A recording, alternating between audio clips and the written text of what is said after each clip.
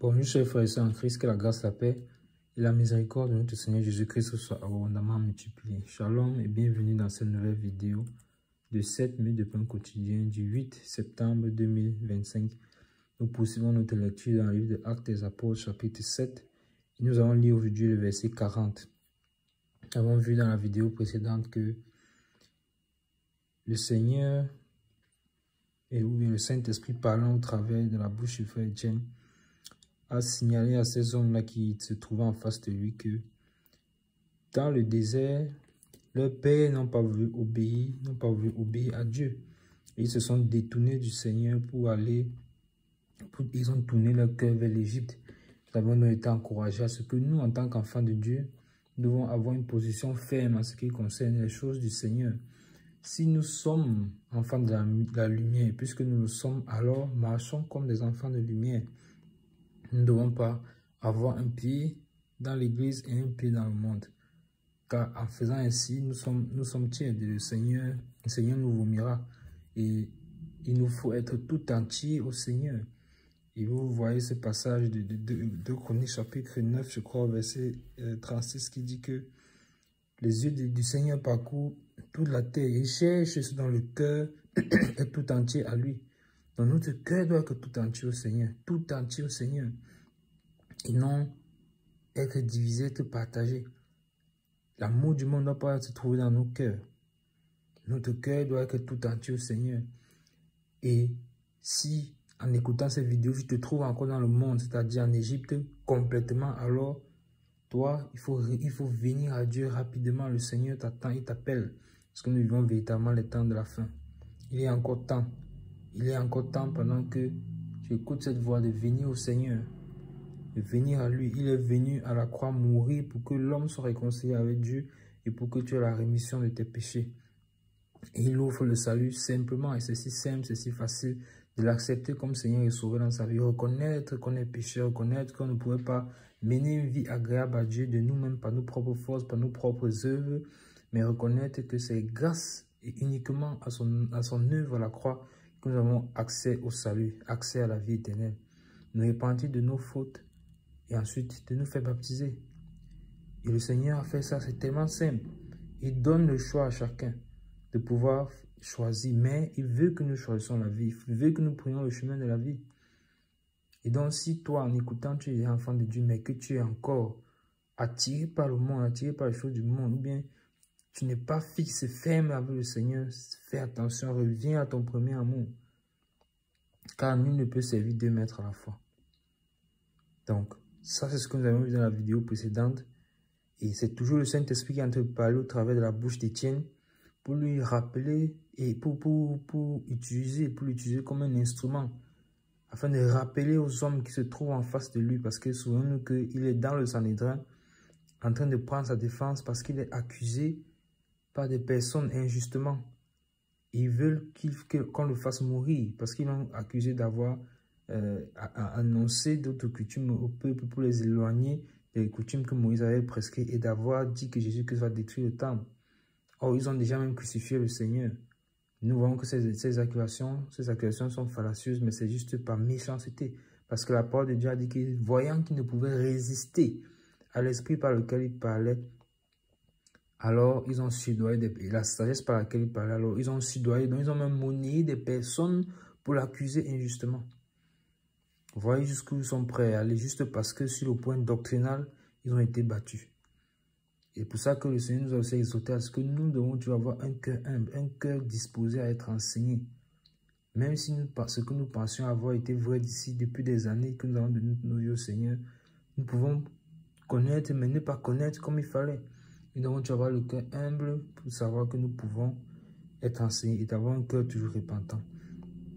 Ça, c'est ce que nous avions donc vu dans le petit rappel. Nous avons vu ça dans le verset, dans la vidéo précédente, dans le verset précédent et dans les fois d'avant. Et aujourd'hui, nous allons donc lire le verset 40 qui nous concerne. Le verset continue en disant, puisque c'est la suite en fait du verset 39, en disant à Aaron, fais-nous des dieux qui marchent devant nous, car ce Moïse qui nous a fait sortir du pays d'Égypte, nous ne savons ce qu'il est devenu. Amen. Amen, amen, amen. Donc voici encore un verset vraiment qui rend triste en fait, qui rend triste. Parce que je me permets de relire encore le verset 39 que nous avions vu dans la vidéo précédente. Nos pères ne voulurent pas lui obéir. Ils le repoussaient et ils tournaient leur cœur vers l'Égypte en disant à Aaron, fais-nous des dieux qui marchent devant nous, car ce Moïse qui nous a fait sortir du pays d'Égypte, nous ne savons ce qu'il est devenu. Vous voyez, donc c'est la suite en fait du verset 39. Et donc, nous avons vu dans le verset 39 qu'ils avaient tourné leur cœur vers l'Égypte. Et maintenant, le verset 40 nous explique comment est-ce qu'ils ont tourné leur cœur vers l'Égypte. Qu'est-ce qui s'est passé pour qu'ils tournent leur cœur vers l'Égypte? Voilà les deux questions qu'on va voir dans ce verset 40.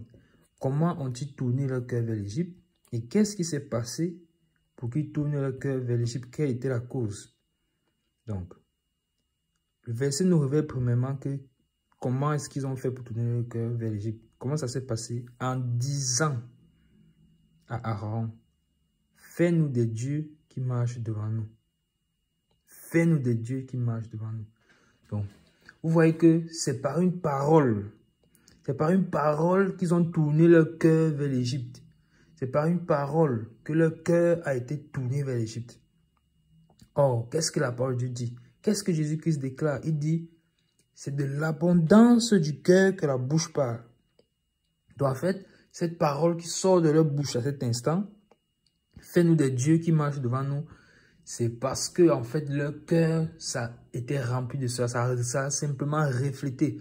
Leur bouche a simplement reflété ce qui est dans leur cœur. La bouche a été simplement le miroir qui a reflété ce qui se trouvait, l'image qui se trouvait dans leur cœur et qui est dans la réalité.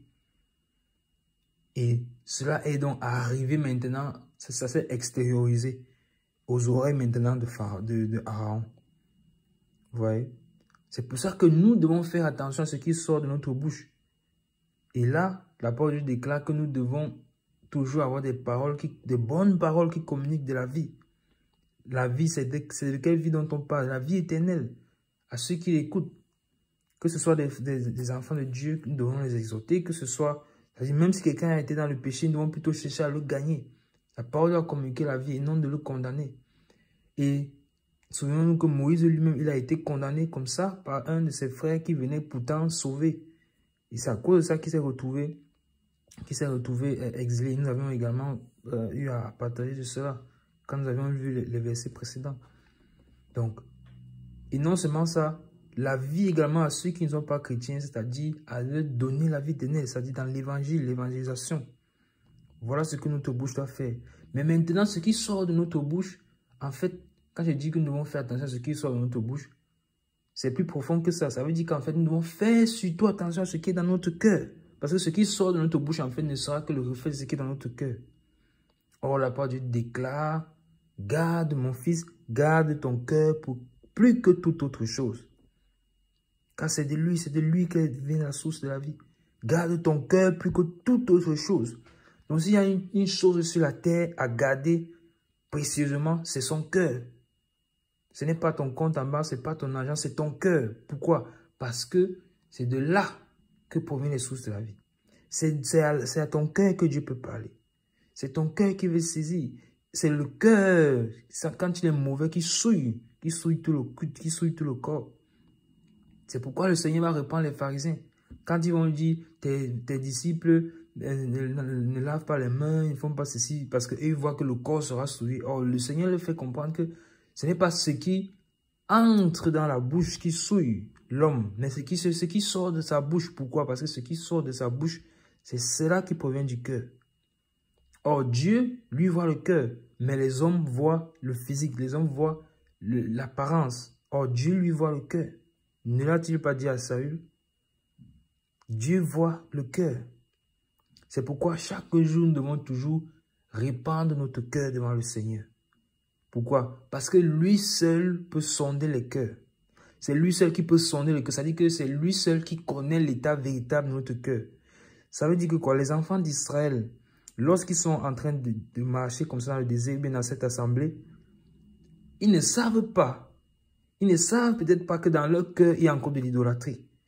Ils ne savent pas que dans leur cœur se trouvent encore les pratiques qu'ils ont laissées en Égypte. les pratiques qu'ils ont vu les Égyptiens faire. Ils ne savent pas. Mais c'est quand ils se retrouvent dans une situation où il y a l'absence de Dieu, entre guillemets, parce que Moïse est allé à la rencontre avec l'Éternel. Donc eux, ils sont là, on leur a simplement demandé d'attendre. Pendant qu'ils sont là, c'est là maintenant que le cœur se dévoile. C'est là maintenant que dans la difficulté, le cœur commence à se dévoiler. Alors je te pose la question, lorsque tu as ta prière, tes prières, un sujet pour lequel tu cries devant le Seigneur depuis longtemps et que tu n'as pas de réponse, est-ce que ton cœur se tourne vers autre chose? Est-ce que ton cœur se tourne vers l'Égypte? Ou bien tu restes ferme et tu attends le retour du Seigneur? Comme Moïse est venu et a fini de parler avec Dieu et est venu avec les oracles de Dieu, est-ce que tu attends les oracles de Dieu, c'est-à-dire le Seigneur lui a donné les commandements? Donc le Seigneur lui a donné la parole écrite. Est-ce que tu attends la parole qui va venir de Dieu? Ou bien tu commences à te décourager, tu te lasses? Si tu t'es lassé, je t'encourage à ne pas le faire. Ne te lasse pas. Tiens ferme et fais confiance au Seigneur. Car il est fidèle et il agira. Il agira à son temps, car c'est lui qui connaît le temps favorable également pour chacun de nous. En tout ce qui concerne les situations de nos vies. Donc, notre cœur doit rester entièrement ferme et attaché au Seigneur. Nous devons demander au Seigneur, Seigneur, et c'est la prière que le psalmiste fait. Sonde mon cœur, sonde mon cœur. Pourquoi? Parce que c'est Dieu qui peut le faire. Nous péchons même parfois sans nous en rendre compte. Donc, notre cœur peut être souillé sans que nous en rendions compte. Et de toute façon, nous vivons dans ce monde qui est plein d'ignominie, qui est plein de boue, qui est plein d'impudicité, qui est plein de choses mauvaises et contraires à la parole de Dieu. Alors, que nous ne le voulions pas, puisque nous sommes constitués d'esprit, âme et corps, notre corps qui est en contact donc avec le monde extérieur, qui lui est sous la puissance du prince de l'air, alors nous sommes à notre insu même contaminés. Nos yeux regardent à notre insu des choses mauvaises. Nos oreilles écoutent à notre insu des choses mauvaises. Nos sens, ainsi de suite, ainsi de suite. Vous voyez? Donc, consciemment ou inconsciemment, nous sommes souillés. Mais c'est Dieu qui peut nous purifier. C'est lui qui nous purifie. C'est pour ça qu'on devons toujours donc lui demander de sonder nos cœurs. Parce que la souillure là, elle ne s'arrête pas seulement au niveau de la chair. C'est-à-dire sur la peau. Elle va pénétrer et arriver au cœur. Et voilà pourquoi l'esprit est toujours en train de combattre les désirs de la chair. Parce que les deux ne peuvent pas s'entendre. Il faut donc que l'esprit de Dieu, il faut que Dieu puisse sonder nos cœurs et exposer ce qui est encore ténèbres en nous pour que sa lumière jaillisse. Et ça, c'était dans la première partie. Comment ont-ils fait pour tourner le cœur? Voilà comment le cœur se détournait. Donc, il y avait encore de l'idolâtrie. Et voilà donc pourquoi aussi le Seigneur demande de ne pas être idolâtre. De ne pas être idolâtre. Et maintenant, pourquoi se sont-ils détournés? Le verset continue en disant, car ce Moïse qui nous a fait sortir du pays d'Égypte, nous ne savons ce qu'il est devenu. Vous voyez? Ce passage-là est dans Exode. Exode, le chapitre 32. Donc, vous voyez que ils ont dit, la raison c'était, nous ne savons ce que Moïse est devenu. Donc, Moïse est allé à la rencontre avec Dieu, mais eux, en étant dans l'attente, tout simplement, ils ont commencé à s'ennuyer. Et les pensées du cœur ont été dévoilées. C'est pourquoi j'ai posé la question tout à l'heure. Quand tu es dans l'attente de la réponse du Seigneur, comment ton cœur se comporte-t-il? Laisses-tu ton cœur, laisses-tu tes pensées te surmonter? Laisses-tu ton cœur d'homme prendre le dessus? Y a-t-il dans ton cœur des choses qui commencent à s'élever contre Dieu? N'écoute pas la voix de l'ennemi qui vient te dire Dieu ne va pas réagir, Dieu ne va pas agir, parce que de toute façon Dieu ne réagit pas, Dieu agit, parce qu'il n'est pas surpris par quelque chose. Est-ce que tu écoutes, ferme tes oreilles aux pensées négatives, aux pensées mauvaises qui viennent pour te faire douter du Seigneur, qui viennent pour enlever la foi dans ton cœur? Alors, voilà pourquoi eux, ils se sont tournés vers l'Égypte. Parce qu'il fallait simplement attendre. Quelqu'un était utilisé par Dieu, mais eux, tout simplement, il fallait attendre. Mais même attendre, ils n'ont pas pu. Et ils ont poussé Aaron à commettre un péché. Et à entrer dans leur propre péché, qui était l'idolâtrie, que Dieu a en horreur. Et justement, c'est ce que Dieu est en train de dire à Moïse, en lui donnant les tables de la loi, que tu n'auras plus, voici, je suis l'Éternel, il n'y aura pas notre Dieu que moi, tu n'as pas Dieu que moi. Tu m'aimeras tout ton cœur, toute ton âme, toute ta force, toute ta pensée. Et de s'éloigner de l'idolâtrie. Et ils disaient bien, ce Moïse qui nous a fait sortir du pays d'Égypte, mais c'est terrible. Donc ils savent, ils reconnaissent que Moïse les a fait sortir du pays d'Égypte. Donc ça veut dire qu'ils reconnaissent avoir vu les miracles du Seigneur. Et on avait déjà vu au verset 36 que c'est lui, Moïse, qui les a fait sortir en opérant des prodiges et des miracles. Non seulement en Égypte, pardon, mais au sein de la mer Rouge et même dans le désert. Et ce, pendant 40 ans. Mais, en reconnaissant cela, ils détournent quand même le cœur du Seigneur. Donc, vous voyez donc que le cœur de l'homme, nous ne pouvons pas le maîtriser. Tout comme en introduction ici, je parlais de ces personnes-ci qui sont en train d'accuser Étienne, qui venaient de la synagogue, des affranchis, des Cyrénéens, ainsi de suite, des Juifs venus d'Asie. Eux aussi, peut-être ils ne pensaient, ils ne savaient pas qui ils étaient, ils avaient de la haine dans leur cœur, à tel point qu'ils pouvaient être amenés à vouloir tuer un homme. Mais c'est ça, c'est leur cœur a été dévoilé en fait.